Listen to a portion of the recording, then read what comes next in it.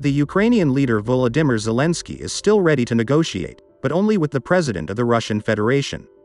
In addition, the president said there should be only one document on the table, which would stop the pointless hostilities in Ukraine. According to Zelensky, in Russia, there is a structure of decision-making. No decisions are made without Putin. Besides, after Bucha, Irpin, and Mariupol, the Ukrainian side has no desire to continue any negotiations, especially with Russian mediators.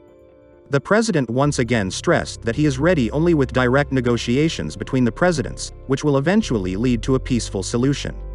Earlier, in an interview with a Ukrainian TV channel on May 21, President Zelensky said, "Discussions between Ukraine and Russia will certainly happen.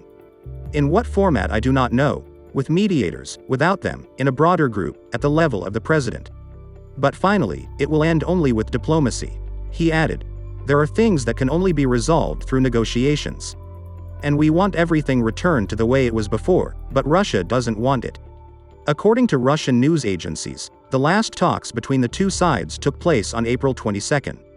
Kremlin spokesman Dmitry Peskov accused Ukraine of unwillingness to continue negotiations to end hostilities. President Zelensky also said last month that Ukraine was unwilling to give up territory in the eastern part of the country to end the war with Russia.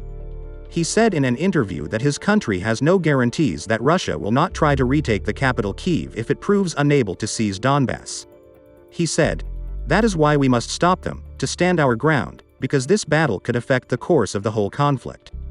The Russian Foreign Ministry is ready to return to the negotiating table with Ukrainian officials as soon as Kyiv demonstrates what Deputy Foreign Minister Andrei Rudenko called a constructive position.